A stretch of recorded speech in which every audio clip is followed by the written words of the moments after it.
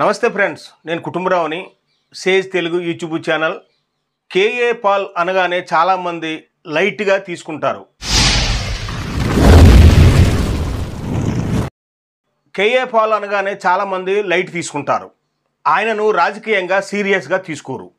కానీ పాల్ లేవనెత్తిన ప్రశ్నలు కానీ, ఆయనకు ప్రజా సమస్యల మీద ఉన్న అవగాహన కానీ ఆలోచించే వారికి బాగానే అర్థమవుతుంది. కేఏ పాల్ ఏపీ కోసం తన వంతుగా కృషి చేస్తున్నారు.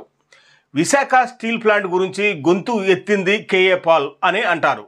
అలాగే అందరూ మర్చిపోయిన ప్రత్యేక హోదా విషయంలో కేఏ పాల్ తుది వరకు పోరాటం చేస్తూనే ఉన్నారు.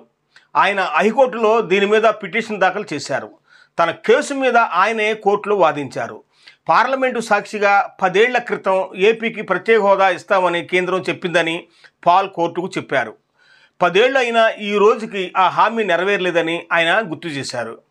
ఏపీకి విభజన తర్వాత ప్రత్యేక హోదా పాటు కేంద్రం నుంచి ఆర్థికంగా మద్దతు చాలా అవసరం అని ఆయన అన్నారు.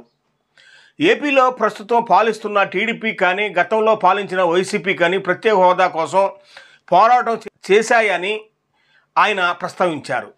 ఏపీలో టీడీపీ, వైసీపీ ప్రభుత్వాలు అధికారంలో ఉన్న ప్రత్యేక హోదా ఊసు తలపెట్టడం లేదని, దాంతో హోదా విషయంలో ఏపీకి అన్యాయం జరుగుతుంది అన్నది కేఏ పాల్ వాదన. కేఏ పాల్ వాదన మీద కోర్టు కేంద్రానికి నోటీసులు జారీ చేసింది. ప్రత్యేక హోదాకు సంబంధించి పూర్తి వివరాలు సమర్పించాలని కేంద్ర ఆర్థిక శాఖ, హోంశాఖ, నీతి ఆయోగ్ చైర్మన్లతో పాటు ఏపీ ప్రభుత్వం ప్రధాన కార్యదర్శికి నోటీసులు ఇచ్చింది.